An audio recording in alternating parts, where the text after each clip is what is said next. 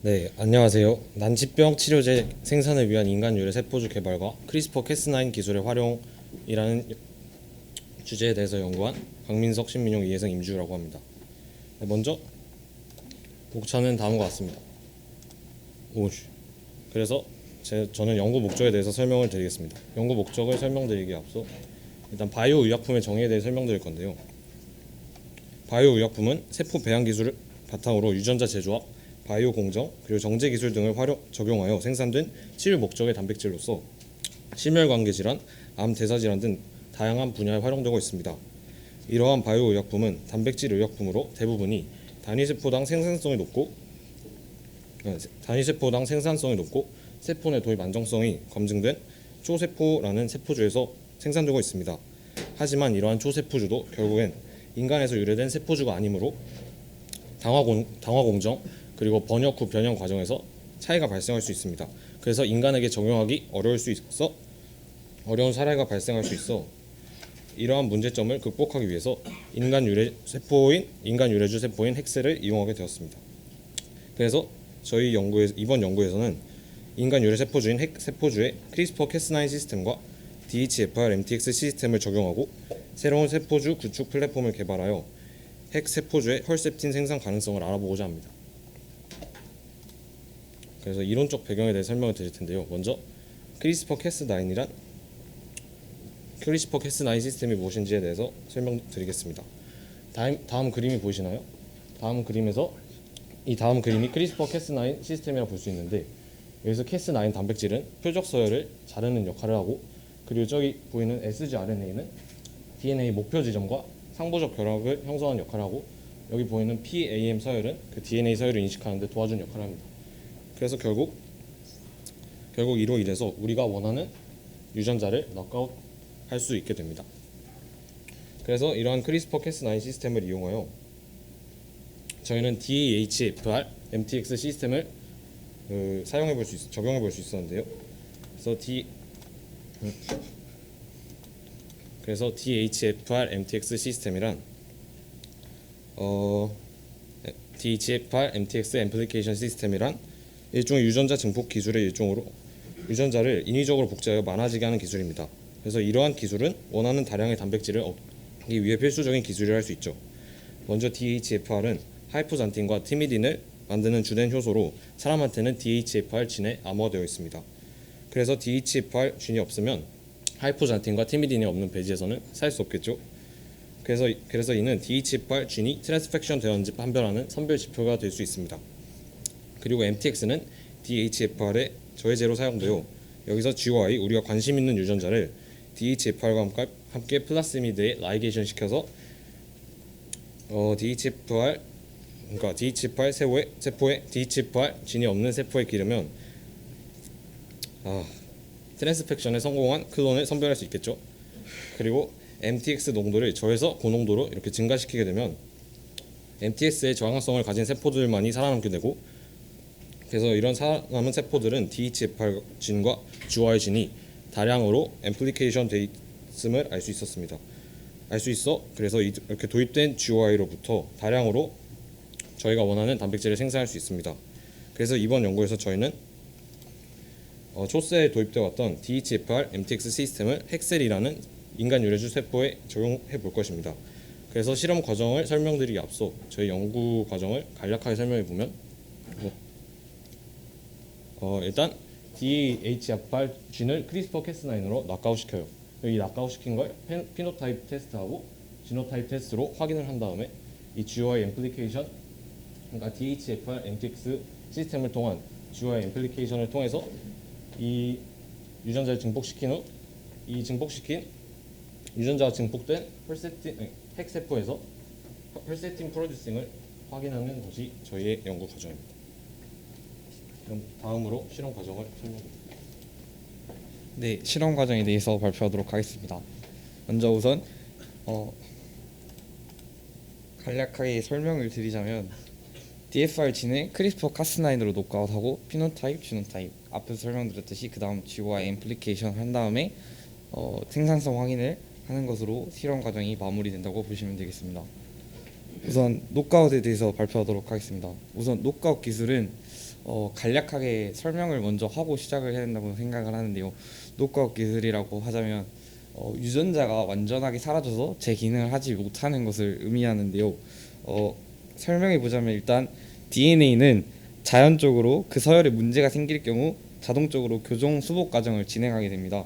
하지만 확률적으로 잘못된 교정으로 인해 이전의 염기 서열로 복구되지 않는 경우를 이용하여 특정 염기 서열의 발현을 막고 싶은 경우가 있을 거 아니에요.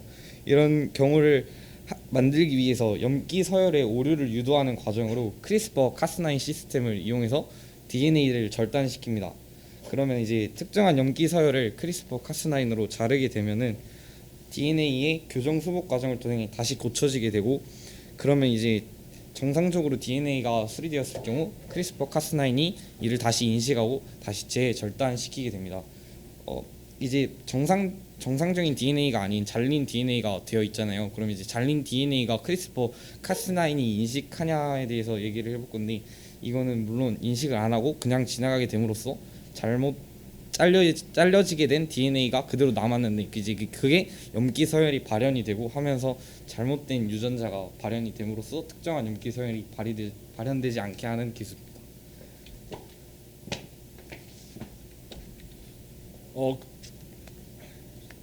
그리고 그 다음은 이제 피노타입 테스트라는 걸 진행을 할 건데, 일단 이 피노타입 테스트라는 게 이게 목적이 뭐냐면은 이게 핵셀에, 그러니까 앞에서 이게 크리스퍼 카스9으로 그 DHFR을 이걸 절단을 시켰는데, 그 핵셀의 DHFR 진이 이제 크리스퍼 카스9의 이제 정상적인 작동 하에 제대로 이제 이게 잘라졌는지 이게 세포수의 변화 양성을 통해서 확인하는 것이 바로 이 피노타입 테스트입니다.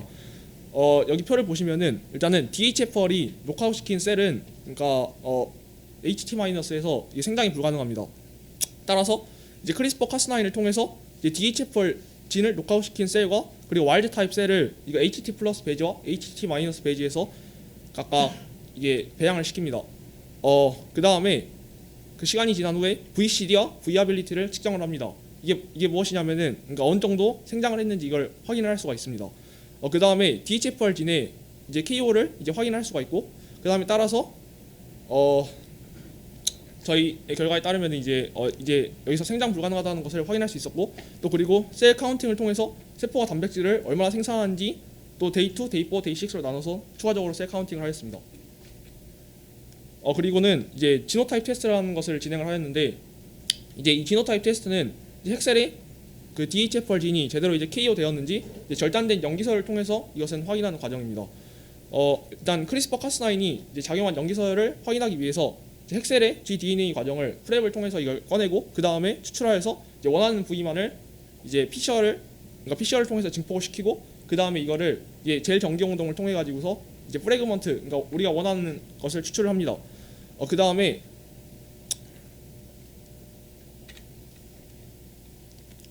그 이콜라이에다가 이제 라이게이션과 트랜스포메이션 과정을 통해 가지고서 이제 그 DHFR 진을 넣고, 그 다음에 이노큘레이션 과정을 통해 가지고서 또 엠피실린 항생제를 이용하여서 이게 이콜라이 제대로 들어가는지 또 확인을 합니다. 그리고 이제 미니플랩 과정을 통해 가지고서 이제 이게 저희가 DHFR 진을 이게 염기서열을 확인을 해야 되잖아요. 그러니까 이거를 그리고 저희가 시퀀싱을 통해 가지고서 이 염기서열을 이렇게 확인을 할 수가 있습니다. 네, 보시면은 이렇게 그 노란색을 보시면 이게 확인을 할 수가 있습니다.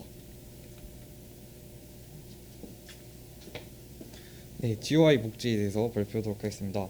우선 이콜라이의 gDNA 절편을 트랜스포메이션 시킨 다음에 이것이 이콜라이의 원래 세포 DNA와 결합하게 한 후 이콜라이를 배양시켜 원하는 GOI를 같이 복제하는 과정이라고 보시면 됩니다. 이후 이렇게 복제된 GOI를 포함하는 이콜라이의 셀로부터 다시 GOI만 추출하게 되면 DFR KO 셀, 그러니까 DFR이 녹아웃된 세포에서 DFR 진과 헐셉틴 진을 포함한 플라스미드를 트랜스펙션, 그러니까 유전자를 옮겨서 감염시켜서 복제시키는 과정을 의미합니다. 그러니까 트랜스펙션을 시킨 다음에 DFR MTX에서 MTX를 이용해 MTX 농도를 높이면은 아까 앞에서 설명했듯이 MTX 농도가 낮은 것만 선택이 되기 때문에, 즉 MTX 셀렉션 과정을 통해서 세포들을 선정하게 됩니다.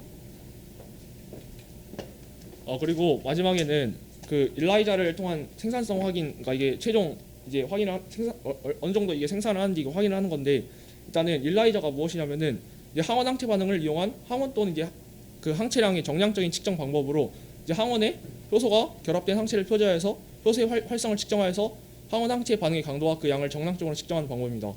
위 실험에서는 세 번째 샌드위치 일라이저를 이용하는데, 이게 그 바닥에 이제 그 항체가 붙어 있고 그 위에 또 TMB라는 이게 그 형광 물질이 또 붙게 됩니다. 그리고 일라이저를 통해서 이게 최종적으로 이게 세포가 생산해낸 이 단백질을 이게 확인할 수가 있고, 스페시픽 프로덕티비티를 이거를 저희가 그 값을 알아냄으로써 이 한 세포당 만들어야 되는 단백질의 수를 이걸 확인할 수가 있습니다.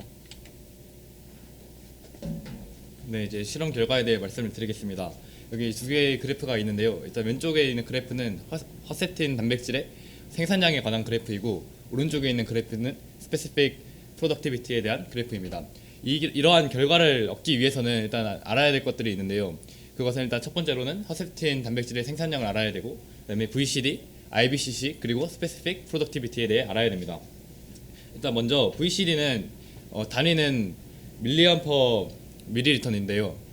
그것은 무엇이냐면 세포 밀도입니다. 그래서 단위와 좀 연계돼서 얘기를 해보자면 1ml 동안 몇 밀리언의 셀이 있느냐에 대한 값이라고 볼 수 있을 것입니다. 그 다음에 IBCC는 VCD랑 데이에 관한 그래프를 그린 다음에 그 밑에 있는 그 그래프 아래의 면적을 적분을 통해서 구한 값으로 VCD가 쌓인, 즉 그날까지의 총 세포수를 구한 것이라고 볼 수 있습니다. 단위는 셀 곱하기 데이가 될 것입니다. 마지막으로 스페시픽 프로덕티비티는 단위를 보면 피코그램 퍼 셀 퍼 데이라고 나와 있습니다. 이 값은 허세틴 단백질의 생산량을 IBCC로 나누는 값인데요. 해석을 해보자면 하나의 그 세포가 하루 동안 얼마나 많은 단백질을 생산하느냐에 대한 값이라고 볼 수 있을 것입니다. 이러한 값을 구해내고 우리가 이제 어떤 것을 이제 알 수 있느냐에 대한 것이 중요할 것입니다. 이러한 연구 결과의 중요한 점은 인간 유래 세포주인 핵 293 세포주를 이용하여 허세틴 단백질 생산에 성공하였다는 것입니다. 인간 유래 세포주는 그 인간의 단백질 발현 후 변형의 패턴을 가지고 있기 때문에 효과가 좋은 항체를 생산할 수 있습니다. 이는 초세포에서의 오랜 기간 사용되어 온 안정된 단백질 생산 시스템인 DHFR, MTX 유전자 증폭 시스템을 핵 293 세포에서도 적용하여 생산한 바이오 의약품의 질적, 양적 향상을 도모할 수 있을 것입니다. 네, 감사합니다.